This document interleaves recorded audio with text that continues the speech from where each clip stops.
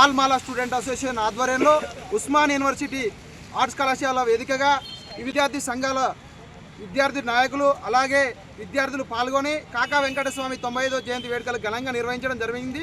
యావత్ ఉస్మాన్ యూనివర్సిటీ విద్యార్థి సంఘాలుగా మేము ఈ రాష్ట్ర ప్రభుత్వాన్ని డిమాండ్ చేసేది ఏంటంటే ఈ కాంగ్రెస్ ప్రభుత్వాన్ని కాకా వెంకటస్వామి పేరు మీదుగా తెలంగాణ రాష్ట్రంలోని ఒక జిల్లాకు కాకా వెంకటస్వామి పేరు పెట్టాలనిగా మేము మొదటిగా డిమాండ్ చేస్తున్నాం. పేదల బడుగుల బలహీన వర్గాల కోసం నిరంతరం పాటుపడిన వ్యక్తి కాకా వెంకటస్వామి.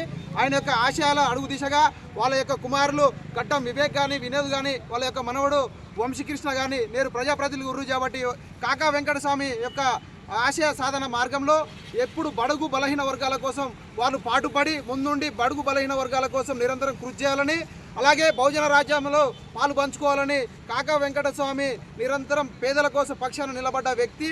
పేదల కూడు కోసం నిరంతరం కృషి చేసి గుడిసెల వెంకటస్వామిగా పేరుగాంచిండు.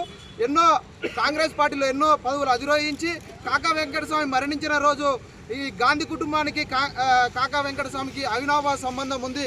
ఆ రోజు కాకా వెంకటస్వామి మరణించిన మరుక్షణమే రాహుల్ గాంధీ గారు ప్రత్యక్షంగా వచ్చి ఆ కాకా వెంకటస్వామి గారికి నివాళులు అర్పించడం గొప్ప పరిణామం.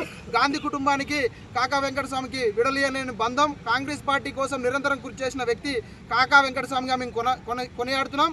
అలాగే భవిష్యత్తులో కాంగ్రెస్ పార్టీ కాకా వెంకటస్వామి పేరు మీద విస్తృత కార్యక్రమాలు చేసి తెలంగాణ రాష్ట్రంలో ఏదో ఒక జిల్లాకు కాకా వెంకటస్వామి పేరు పెట్టాల్సిందిగా మేము ఆల్మాలా స్టూడెంట్ అసోసియేషన్గా, నా పేరు నామా సైదులు, ఉస్మాన్ యూనివర్సిటీ ఆల్మాలా స్టూడెంట్ అసోసియేషన్ ఓయూ అధ్యక్షునిగా నేను డిమాండ్ చేస్తున్నాను.